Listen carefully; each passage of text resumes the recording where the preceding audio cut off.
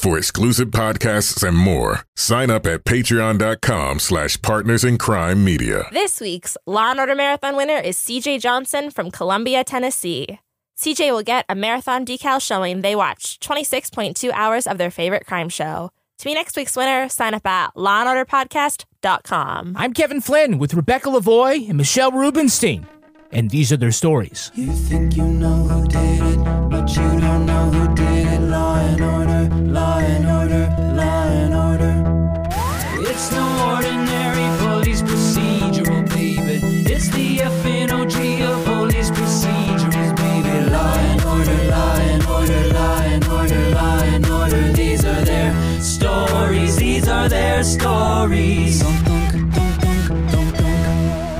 Welcome to These Are Their Stories, the podcast about network TV's most enduring crime franchise and the real-life cases that inspired their shows.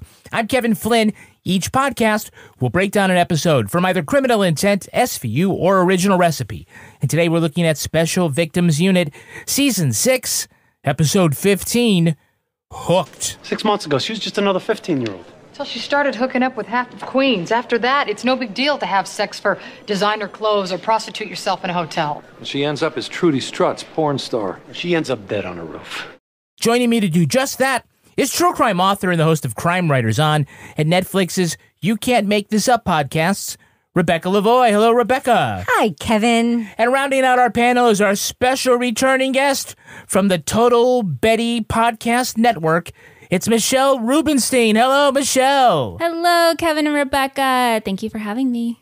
Now, how do you define a Betty? And are there any on Law & Order? Oh, what a great question. Well, the Betty is obviously from Clueless. She's a total Betty. Wasn't she a Betty? So it's just a fabulous person. Rebecca, I consider you a Betty. You should. Absolutely. You should. Yeah. Yes. Yeah. Yes. I think I'd go with, Wait, am I Betty Draper?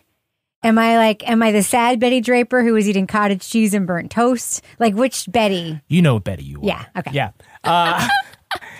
Yeah, I think, I'm thinking like over all the series, and I think Eames might be a real Betty, right? Right? Isn't she this like... Oh, yeah. You know why? Why? Tiny. Not that, like, this is not like being like size preferential, except that Goran is just so huge. Yeah. And she has to put up with that. And she just puts up with Goran, like, generally. And I think she's smarter than he is and just, like, pretends she's not. Exactly. Just to be nice. Exactly. She's nice. So she's super nice. She's like, I'm just going to let you have this one. And at the end of the day, I'm going to write the report with all the actual facts in it. You know, it's just like super nice of her. I'm going to correct your spelling and not let you know about it.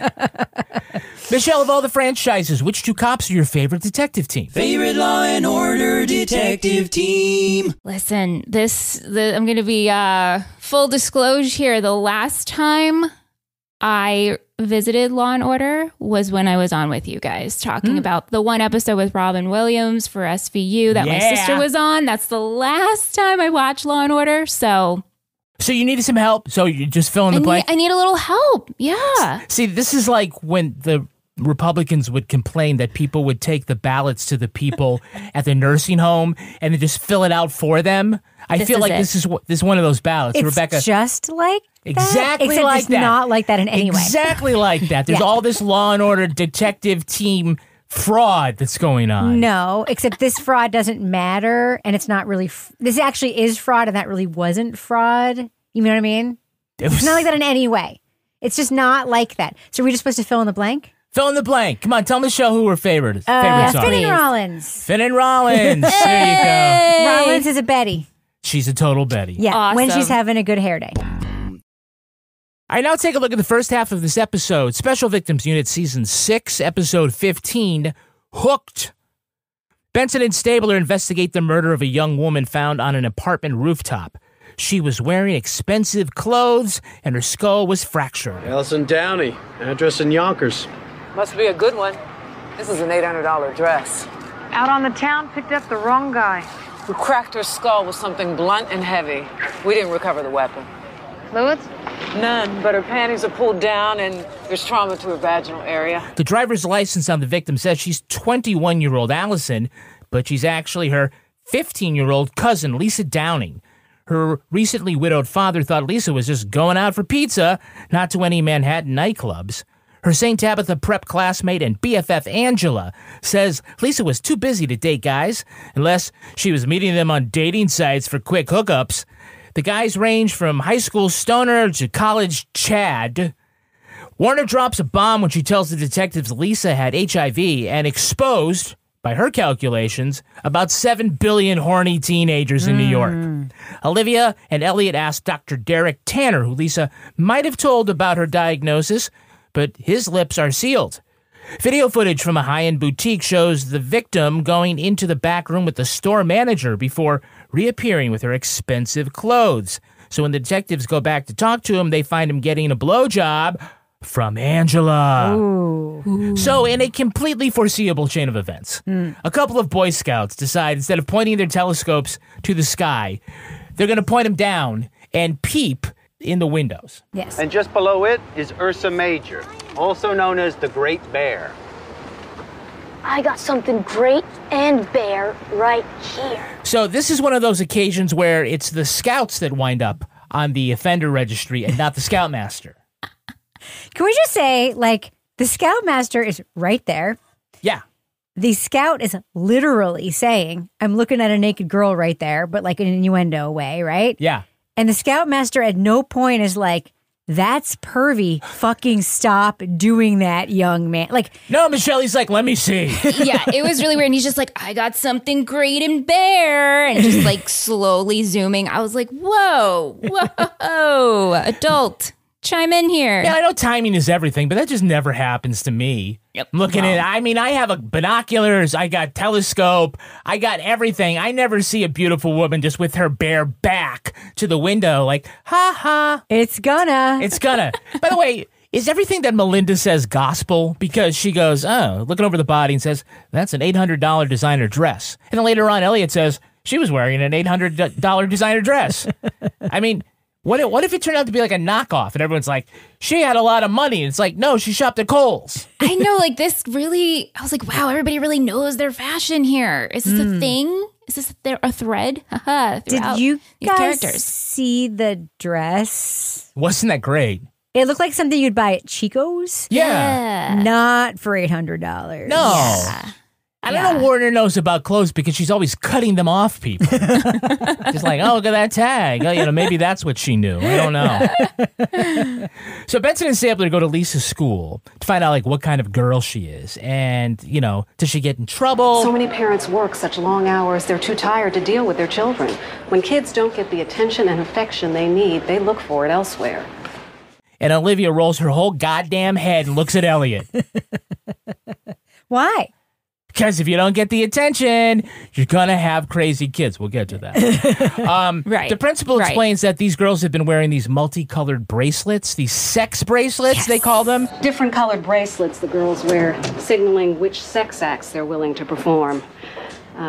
Yellow's hugging, purple's kissing, red is for a lap dance, blue is for oral sex, and, well, don't make me say what black is for. Which, by the way, gonna adopt that at home tomorrow. What? You're going to wear a sex-colored bracelet? This is a very efficient way to communicate what you're willing to do. I'm going to be like, taking out the garbage, blowjob, no anal, pretty much that's it. Pay attention to the color. Yep. Yeah. Right?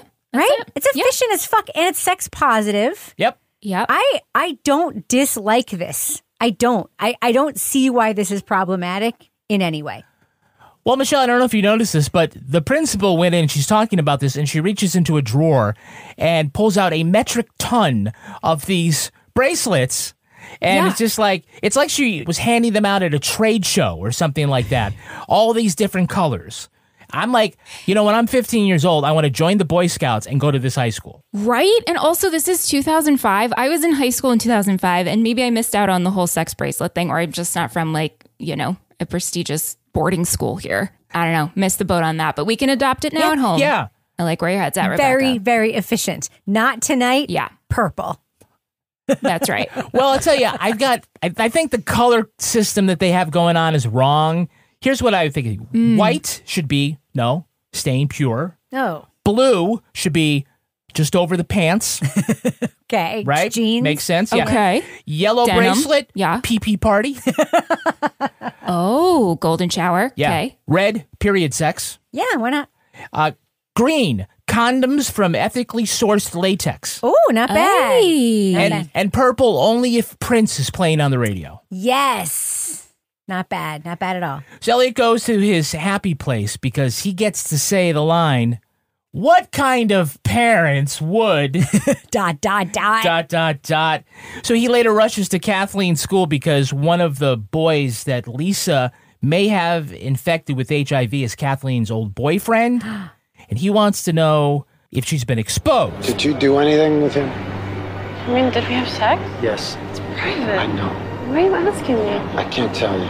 So why should I tell you? Because I'm your father and it's really important. I didn't have sex with Jed. Did you do anything else with him? No, that's why he broke up with me, because I wouldn't. And Elliot could not be more proud. Yes. Okay. I have so many things to say about this scene. Yeah. The fact that one of Elliot's kids felt like they could say to him, Dad, that's private, tells me that they have not been watching this television show. Because as far as I know, nothing is private in this household when it comes to their father's intrusive parenting practices. No. I'm not wrong, right? No, you're not wrong. No. I said no. Second, it's good to know that there was at least a moment where Kathleen was a prude. Good for her for having that Rebecca, moment. That's not sex positive to call her a prude. I am very sex positive, but she had her moment, right?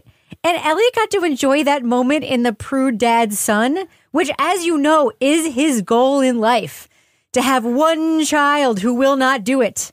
He had that moment, that one moment in the sun.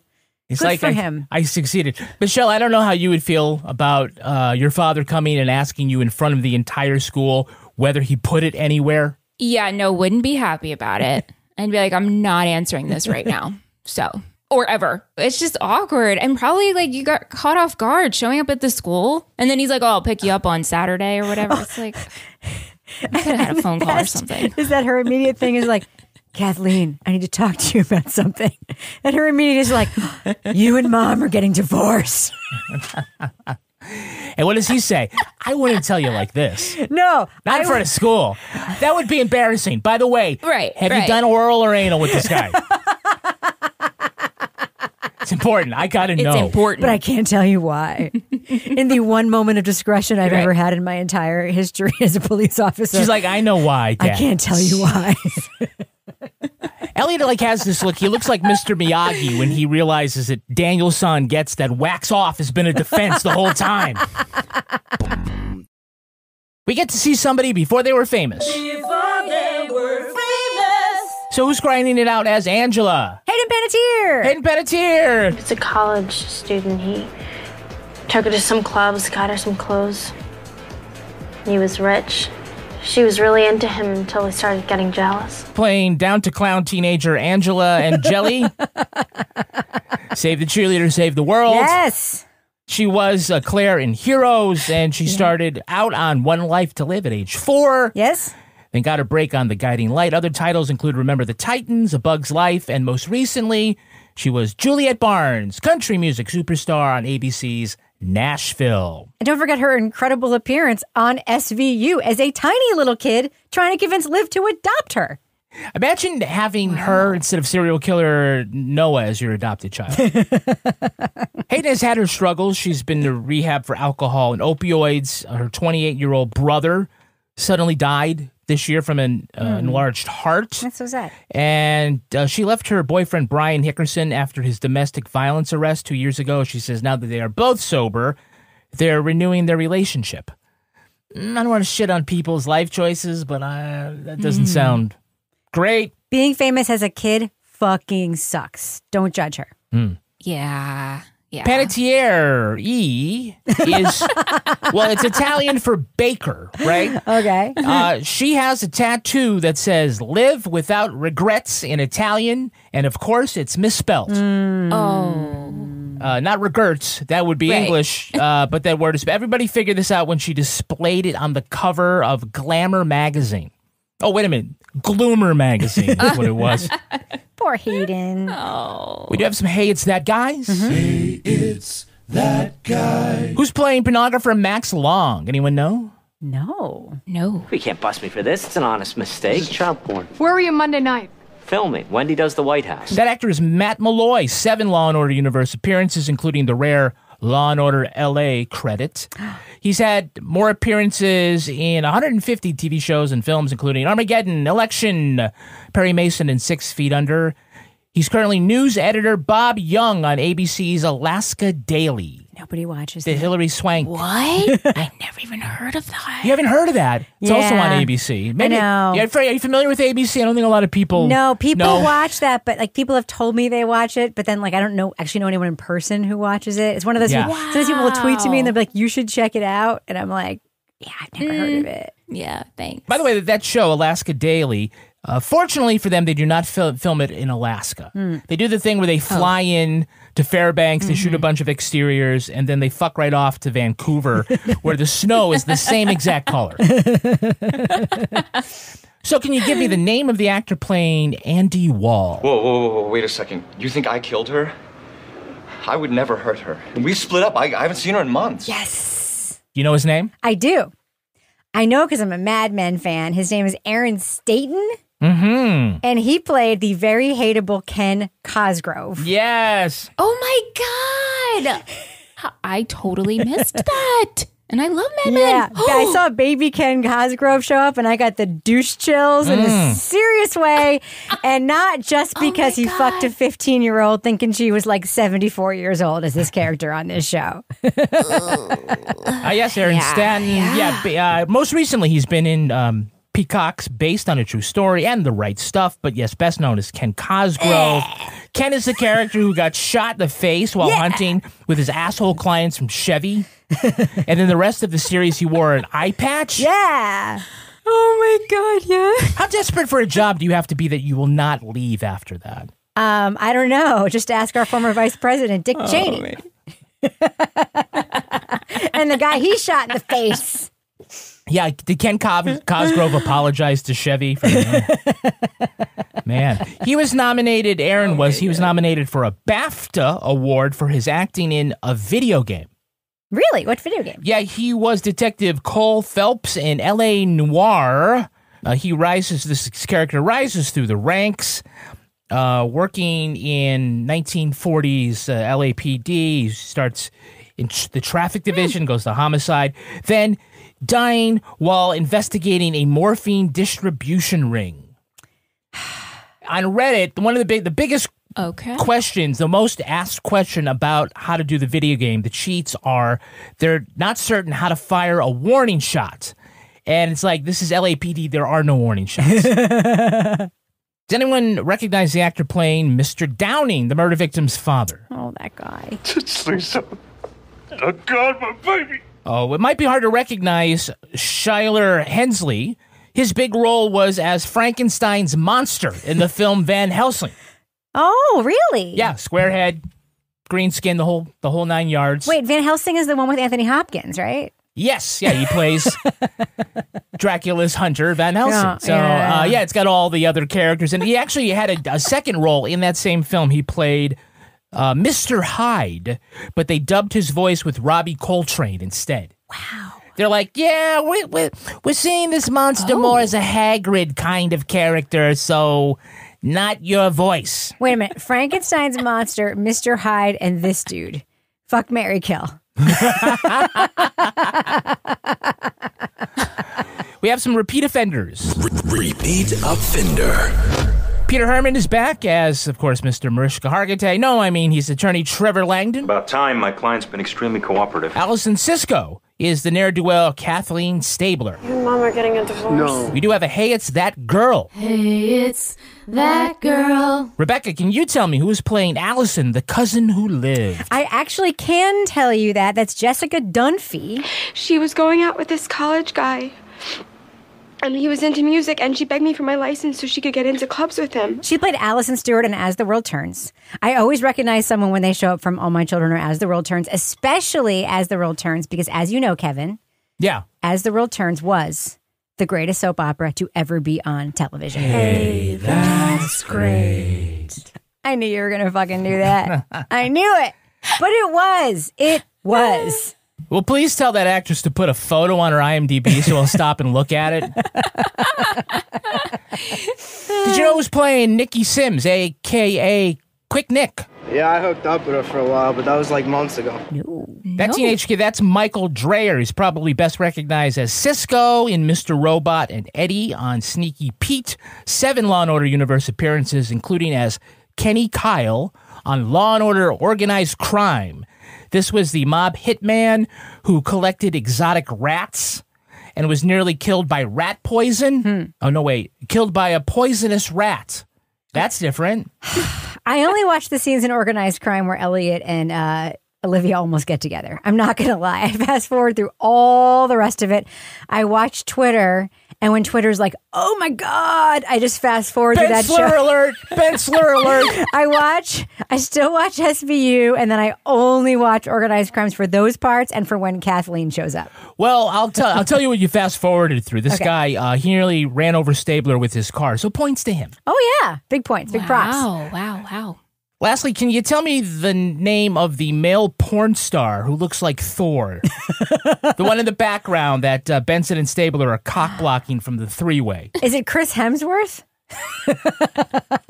No? No. That's Marcus Collins. He was a background actor on shows like One Life to Live and General Hospital. He got his break on America's Got Talent, The Champions. That season, he was a member of the Texas Tenors. It's like the three. Do you remember the three tenors? Yeah. And then there were like all these ripoffs. It was like the lady tenors and the Irish tenors, and they had the 3 Texas tenors. They come out, they sing the songs, they wear tuxedos, but they also have cowboy boots and cowboy hats on. Okay. That sounds cheap. Yeah. So here they are. From the 3, there's J.C. Fisher, who's listed as the romantic tenor. Marcus, who is the contemporary tenor. And John Hagen, who's listed as the tenor. Aren't they all technically contemporary tenors since whatever year this came out and was that year? I guess. Okay. So I have to say that in February we missed the TTT Fan Club Royal Caribbean Cruise. This weekend, by the way, they are going to be at the Hoover Auditorium in Lakeside, Ohio, and then an extended engagement at the Grand Shanghai in Branson, Missouri. They're real. Wow. Still. They are real. Still. They exist. Yeah, Billboard magazine ranked them as the number 10 classical artists in the world for that year. 20 million views on YouTube. So on the TV show... Wait, how many Spotify streams? I don't know. I haven't... I could go next and check that out. So on America's Got Talent, they sang like standards, like things like you expect Unchained Melody and God Bless the USA. This is Marcus. God Bless the USA is a standard? Jesus, Kevin. They're the Texas tenors. And so they harmonize and stuff, but this is Marcus and his solo.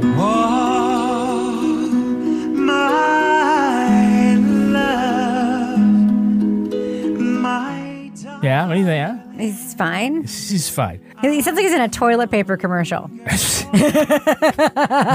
paper commercial? Like you just imagine him being like the brawny paper towel guy or something. Yeah. Kind of cheesy. Yeah. So the guys finally wanted to cross over, so they released a single, and it's called Boot Daddy.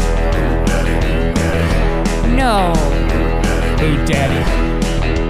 Boot Daddy. Boot Daddy. Is the intro just intro all along? Boot daddy, boots, scooting, two-stepping, toe-tapping, heel-stopping like he's on air. Tight blue jeans and a buckle that blings with his name, Boot Daddy. Who's the audience for this? For real, who's the audience for this? Us. This is it. Us. Do they listen to contemporary country music or don't they listen to contemporary country music? They go on cruises. Oh. Boot Daddy. That one is not a tenor. No. By the way, Boot Daddy, that is the brown-colored bracelet. We learned that Lisa has been meeting boys just about any way she can, including going on a website so teens can hook up with one another. And I guess this is before Tinder, but I don't... Tinder. Yeah. She meets a guy named Quick Nick, and that is not a nickname I hope stays with him. Oh. I'm Quick Nick. I do. There was that one kid who says, oh, only ugly people date. Only ugly people date. Oh, what was that? God. No. Only ugly people date, meaning you don't want to have relationships with ugly people. Oh. You get it now? Oh. That's harsh, right? Yeah. Well, you understand it's harsh now. Yeah. Now that I've explained it to you. It makes me feel better growing up knowing that because I couldn't date. It wasn't because I was ugly. It was the opposite. There you go. That's what we can tell ourselves. Yeah. I didn't get any dates because I was too good looking. I was too good looking. I did not make the ugly cut. I'd go to the prom with you, but you're not ugly enough. Right. Just not enough. All right. So they talk about how the epidemic of teen HIV is affecting everybody, I guess. Warner has this computer simulation on how the cases spread. Once there are a certain number of carriers, which we call critical mass, the disease begins to spread exponentially among those who don't use condoms. The red dots on the screen represent each person infected in just 1 week. And that's after 2 weeks. And it's beeping, and there's another red dot, and then finally it looks like the computer Joshua from War Games. Just yeah. Blows up the whole... It's like they're blowing up whole areas of the city. It's like, no, not the meatpacking district. So they figure out how the girls are getting all their expensive clothes because they've been going into the back room with the manager. And because timing is everything, they walk in and they hear moaning, only to discover the manager getting a blowjob from Angela. And I'll say that if you're secretly having sex at work, why would you be that loud? I did it for the clothes. Right? Yeah. And it, like in the middle of the day, it's not even like after hours. No. Gross. Just fellatio going on. Can we just talk about how the fact that the clothes don't get any better? The free clothes? They just don't. They go into Allison's closet, or what's her face? The real victim, what's her face? Like, you sucked a dick for that? Lisa. They go into Lisa's closet. There's a ball, like chinchilla vest situation and a fucking blazer. Like, I'm sorry, what are you, 15? Like, where are you going? She is 15. Are you going to like a retire? Are you going to the Golden Girls house after this? Like, why are you giving away BJs for these ugly fucking clothes? But also, and then Benson's like, this is this much money and this is this much money. I'm like, how do you know? You're a cop. You're giving away all your money to Lucy the nanny. Like, you shouldn't know how much any of this shit costs. No. And I guess they say, like, afterwards the manager would go and he would pay for the clothes because getting head from a teenager's fine, but shoplifting, that's a bridge too far. All right, let's take a look at the second half of this episode. Angela tells Liv she and Lisa were doing more than just blowing the store manager for clothes. Louis Vuitton bag, Prada shoes, Dolce & Gabbana top, that's at least $2,000 right there. You're telling me that one guy spent that much on you? It's not like I do this all the time. You want to wind up like Lisa? No. So she was hooking at the mall with you, right? Yes. Until she started using the hotel. After being recruited by a desk clerk, she says that Lisa had been turning tricks out of a hotel room. Then after busting up that escort operation, Elliot learns that Lisa's biggest customer was Dr. Tanner. Lisa's father just learned this out too as the detectives break up his attempt to break up the doctor's face. Tanner says, damn it, I was in love with that 15-year-old HIV-infected prep school call girl with the blowjob discount dress and precisely $800 worth, and I was going to leave my wife for her. What? And later that night, Benson and Stabler find Tanner shot in his apartment. Among his things are Angela's monogrammed school scarf. A morally dubious but constitutionally affirmed search of Angela's locker turns up, what else? A videotape of Angela, Lisa, and Turner making a porno. It seems 15-year-old Lisa was moonlighting as Trudy Strutt's adult film actress. Producer Max Long claims he didn't know that she was underage, nor that she had HIV, but with an assist from the rest of the squad, they find the connection that brings it all together. Max Long was blackmailing Dr. Tanner into HIV testing his porn stars under assumed names so those actors wouldn't learn he was knowingly exposing them. The pornographer lured Lisa to the roof and fatally struck her with his tripod. But who killed Tanner? Angela admits to Stabler that she shot Tanner trying to retrieve that sex tape just because she wanted her life back. Okay, so to get to the bottom of this prostitution ring, Elliot checks into the hotel as a sleazy businessman, which is just Elliot in sunglasses. Yes. Yes. Yes. My big undercover. Yeah, I'm a little stiff after my flight, so what can you and do him for just me? being like, I just need to be taken care of because it's long flight. And the guy's like, I got you. I was like, wow, right out in the open. Wow. Okay. I guess it's that kind of hotel. That's what you do there. I got you by sending you a 30-year-old that we're going to pretend is a 15-year-old. He's like, younger the better. And then she shows up. It's like, you didn't get the assignment. Right. Now, for some reason, Mr. Downing didn't need to go undercover, shake down a call girl and the front desk guy to figure out about 5 minutes right before the cops that Dr. Tanner was involved.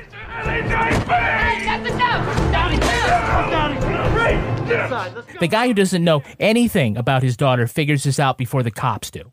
How is that possible? Say that again?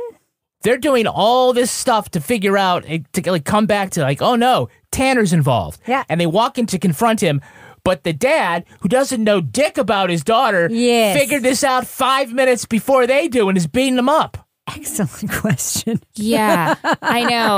I was a little confused with that too, to be honest. Yeah, excellent question. We'll just go with it. Yeah, maybe he looked at her base union page messaging.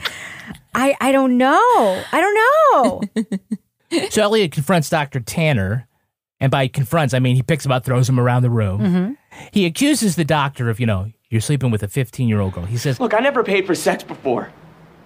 But that night I did, and it was incredible. Oh, so gross, He dude. is gross. Like, disgusting. And allegedly married?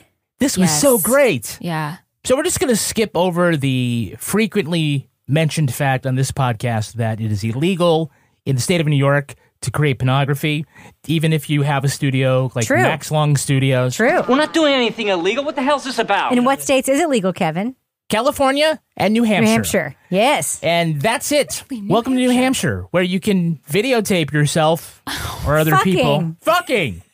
Live free or die. So weird. And that's actually a There you plot go. point in another SVU episode, so these people should know that shit. Yeah. But how many times do they walk in and the guy says, we're not breaking any laws? Yeah, you're breaking all the laws. Yeah. And they've got all sorts of expensive, lighting going on, and then, the bell goes off. Cut! We're filming here. Not anymore. The cameraman has got a little camcorder in his hand. Mm-hmm. Yep. He's got a $300 Sony cam, and he's like, yes, that seems accurate. All right. I don't mean to burst your bubble, Kevin, but Yeah. have you ever watched pornography? I have. The camera seems right. The studio with all the lighting and the boom stand and the alarm that goes ding.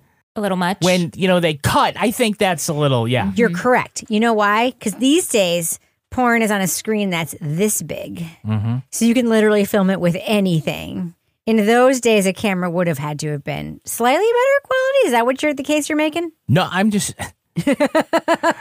saying they're going way overboard trying to pretend like this production studio is a major league production studio because everything is high end except for the little fucking camera that the guys they depend the whole thing on. Do you think it's like me using my iPhone voice memo for NPR? I'm doing morning edition into my phone like a speakerphone. Yeah, when they tell, Max Long the identity, or I should say the fate of Lisa, Max is like, oh, no, she was a daughter to me. What the heck?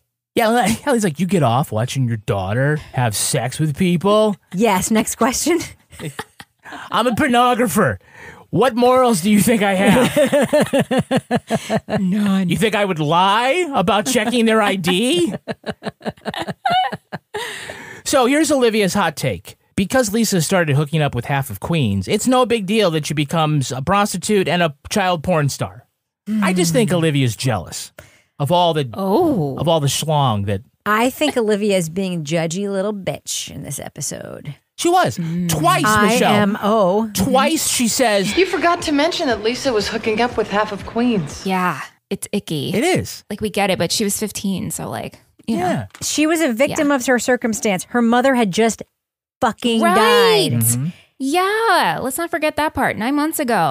And when they go to Java Jake's discount Starbucks coffee to confront Angela, and she's literally wearing a t-shirt and cardigan, they slut-shame her about her super regular outfit. Bare midriff. You dress up like that to do your homework? Everyone dresses like this. Including Lisa. These people, these fucking people, they clearly never watched Clueless, right? She's like, clearly. Everyone dresses this way. And I'm like, literally everyone, dude. I mean, I don't get it. Like, they're very out of touch. They're very out of touch.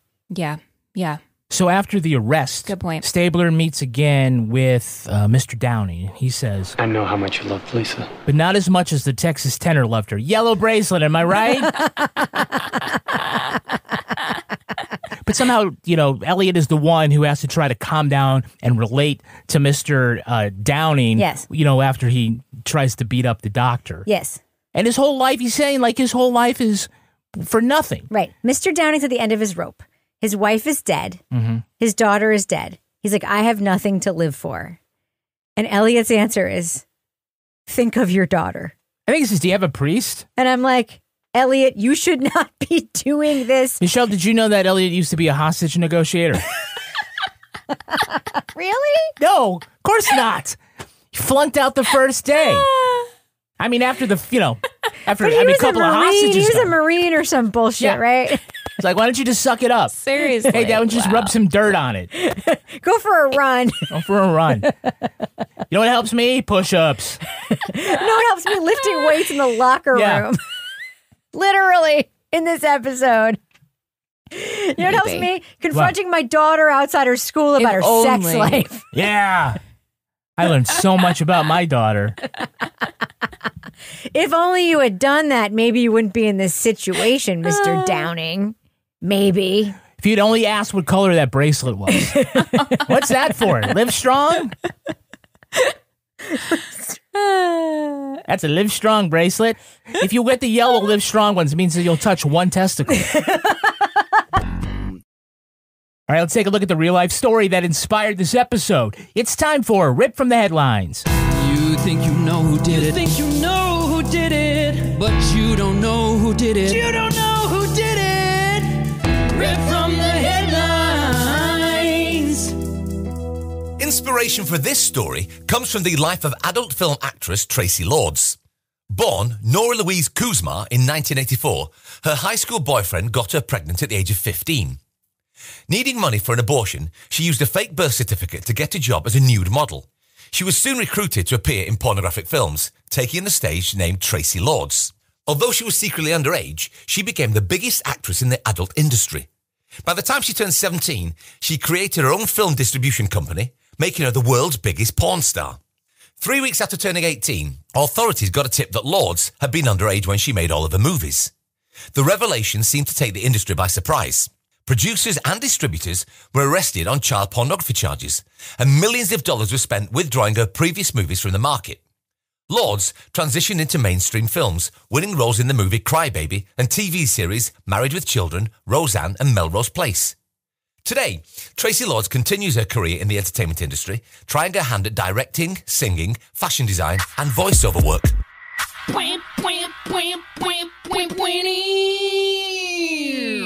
So here are some of Tracy's movies. Porn in the USA. Lust in the Fast Lane. Huh? Sex, Fifth Avenue. That was pretty clever. Wait, what? Sex, Fifth Avenue. Oh, like what? S-E-X. Sex, Fifth, like Saks Fifth Avenue. Oh, I get it now. Oh, Jesus H. Christ. I'm sorry, it took me a little bit. Just the tip. I get it. Tailhouse Rock. Okay. And for me, the winner, Beverly Hills Cop You Later. Okay. No, not so good? Okay. Yeah. I don't know what your official position is on the adult film industry, but do you think that the producer should get just a little bit of slack in this because she gave them a fake ID and falsified her identity? Is that really on them? That's a great question. Yes, please come to the defense of pornographers. I know. It's like, well, you gave us what we asked for. This is our requirements. I'm not going to dig further. I think that immediately taking the things off the shelves was the right idea. Oh, well, they had no choice. It wasn't like everything on the shelf is now But legal, those motherfuckers didn't want to do that. Well, no, it's a lot of money to do that. Because they were immediately going to make more money. That's what they should not be given slack for, was fighting to keep it on the shelves, which they probably did. They did not. They knew it was radioactive. They knew they had to get rid of it. The big expense was recalling all that material. Right, pulling it all off the shelf. Which all of, not my dad, but Kevin, probably yours already had in their closets, right? All the Tracy Lords films. So she has made a crossover career, with that appearance in Crybaby, and has done other things. I'll just say, generally speaking, I'm surprised there aren't more adult film crossover stars. I mean, you got the fucking Texas Tenor crossover star. Yeah. Reality shows and... You have a lot of Playboy models who've become like crossover stars in many other ways. Yeah.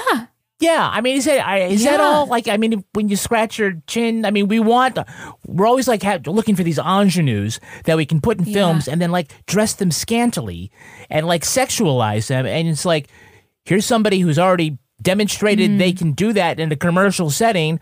Why do you not want her to be in the bikini or whatever? I don't know, Kevin. Why don't you go to Hollywood and become a casting agent and change that culture? I think it might be that they're not good at reading lines. Well, perhaps. Right. Because if you have seen the interaction with the pizza delivery boy, you realize she's not really mining her what? If you can convince me that you actually want to fuck your stepdad.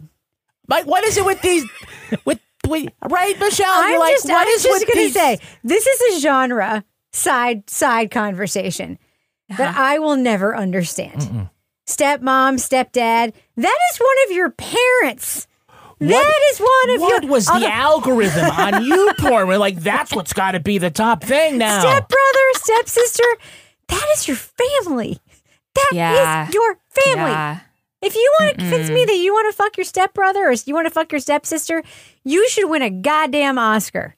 Goddamn Oscar. Why not? That's true. You know what you could win? Yeah. A fucking BAFTA. There you go. There you go. They have categories for everything. Shut your fucking face, Uncle Fucker. So the prosecution of Excitement Video, which was the film company there, it went all the way to the U.S. Supreme Court. Prosecution for what? Well, for hiring an actor who gave them a fake ID? No, for producing child pornography. Okay. The owner got a year in prison and a fine, but they appealed the constitutionality of the law on the basis of the grammatical use of the word knowingly. Oh. So a lower court reversed, and then it went to the U.S. Supreme Court, and the justices agreed 7-2 that the term knowingly did apply to subsections, although it didn't appear in those subsections. So he did have to go to jail and serve the sentence. It's an interesting way, the whole thing spun on not the essence of whether they knew, but whether the law was written such that they wrote a loophole into it. So he ended up having to go anyway. Wow. Scalia, the two, Scalia dissented, and Clarence Thomas recused himself because he had a copy of The Adventures of Tracy Dick, The Case of the Missing Stiff. Of course he did. It's the only time he recused himself. Anyway. So it was an unplanned pregnancy that changed the course of Nora Kuzma's life. She needed money for the abortion, and that's how she got into porn. In 2007, at age 39, Tracy Lords became unexpectedly pregnant. At that time, she was working on the Kevin Smith comedy Zack and Miri Make a Porno.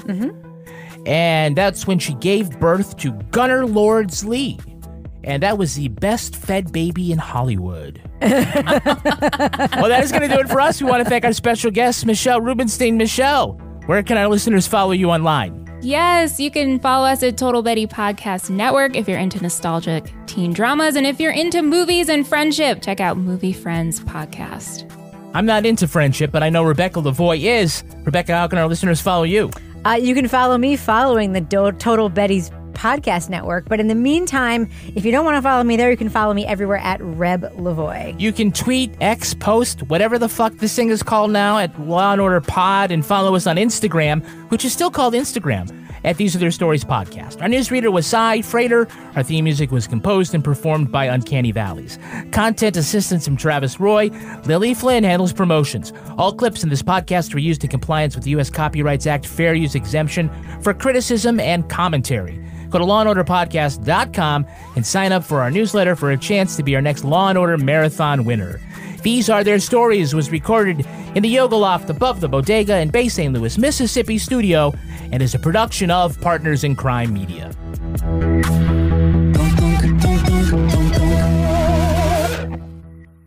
Partners in Crime Media.